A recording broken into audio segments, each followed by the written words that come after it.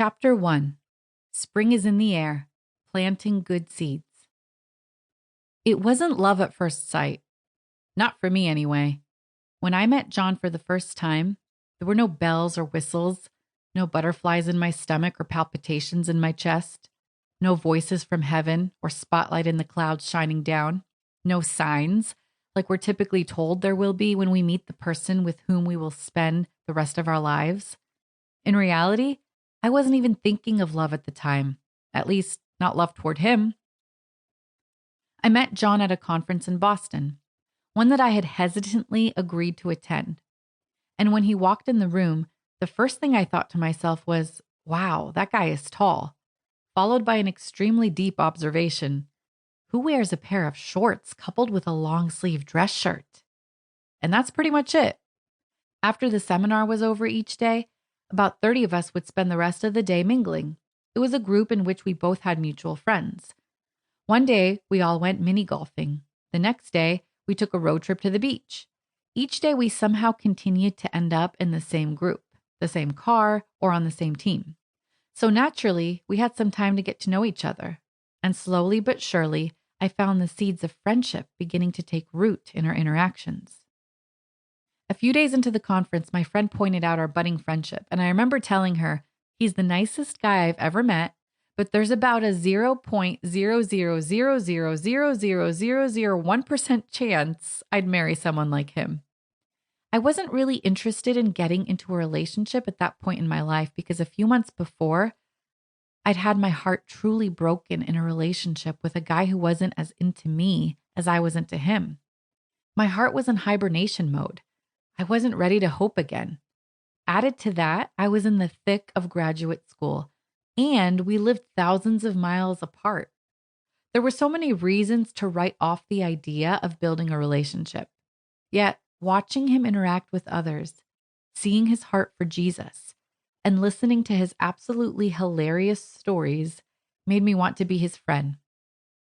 Little did I know then that this was the first step in building a relationship that would lead to a friendship, that would lead to a marriage, that would lead to the rest of my life. The seeds we planted in friendship would ultimately reap a harvest in our future marriage, a flourishing marriage, more deep, intimate, and meaningful than I could have ever imagined. On the other hand, John says he knew I was the girl he was going to marry just a few moments after we met. Everything inside of him just knew. It is not surprising, I suppose, considering he is the romantic one in our relationship. Even so, it seemed to go against everything he knew and believed about relationships to feel so strongly so soon. The evening we met, he called his best friend to help him debrief these strange feelings he was having. So, I think I met the woman I'm going to marry, he said. John, you're crazy, his friend confirmed on the other end of the line and tried snapping him back to reality. Maybe he was crazy, but something about our interactions seemed different to him. Something about our new friendship made him want to invest in getting to know me and see where our relationship would go. When people ask us how we met, I love to listen to him tell his side of the story and compare all the differences between the thoughts and feelings we each had going into our relationship. But no matter how different our stories may seem at the outset, the next steps we had to take were the same. In order for us to know if this relationship was built to last, we first had to navigate through the 4 seasons of a relationship. A season for everything. When you met your husband, did you get a confirmation?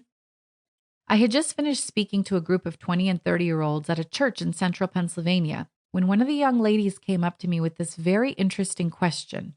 Confirmation, I asked, somewhat puzzled. What do you mean? From God.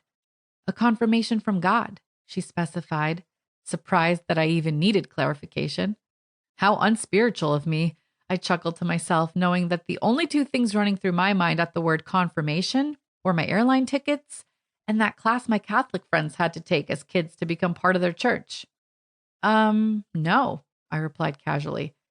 I could tell by the look on her face that this was not the answer she wanted.